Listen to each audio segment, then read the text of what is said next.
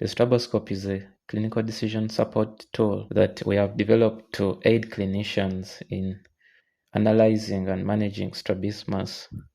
So to access the StraboScope, you will need to access this URL, and this will take you to the general platform of Khabusi Vision Care tools. So from there, if you're not already logged in, you will see something like this. And to access the dashboard where the tools are, you will click on Clinician Login. I'll log in, and this will take me directly to the dashboard where all the tools are located. It's a very rich collection of tools, but for this case, I want to look at the StraboScope. So I'll search for the StraboScope here and click on it to open. So the StraboScope provides two modes, a simplified mode and an advanced mode. The simplified mode has fewer fields, but it also gives a shallower analysis of the case compared to the advanced mode. I'm going to use a test case. I will input details of a case I worked on at some point, and then I will analyze it, and then we shall get an appreciation of what the StraboScope is capable of. We have a 36-year-old patient who has an exotropia, has a VA of 6.6. This is aided visual acuity in the right eye, and it is also 6.6 in the left. Has a very small refractive error of plano minus ortho 5, axis 60 in the right eye, and just a plus 0.25 in the left eye. He has a distance deviation of 21 prism diopters. That's basin, and that's exotropia basically, and then 31 diopters at near, and has fusional reserves of 20 diopters. Has the right eye as the dominant eye, and the exotropia alternates. It's constant. Yeah, for my particular case, the patient didn't have diplopia.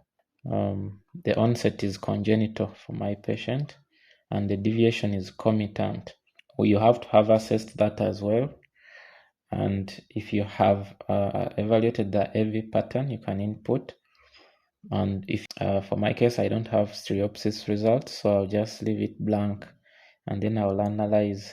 So on the analysis, these are the results. The first thing you see is this flag that tells you that the mode of the analyzer that you used. So in my case, I used the advanced mode, and it gives you a brief summary of the refractive state. And then here is the clinical summary. So exotropia with distance deviation 21 prism diopters and near deviation of 31 prism diopters. So it grades the severity of the deviation, and in this particular case, it has been graded as severe. It also evaluates the deviation against Shad's criterion. So it has determined that this deviation fails Shad's criterion. So it tells you that this patient might require prism or vision therapy.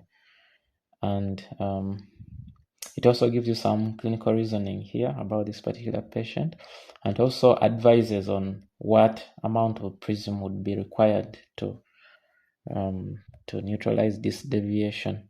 And it also advises you to correct the refractive error. But the management on the advice depends on the particular results that you have from your assessment. And then it also provides evidence that the analysis was based on. This is version 2 of the StraboScope. We keep building, so later versions will probably be way more advanced, but I already find this very useful in my clinical practice. Yeah, so that's it. I wanted to just give a brief overview of the StraboScope. I'll slowly get into the other tools with time, but yeah, that's it about the StraboScope for now.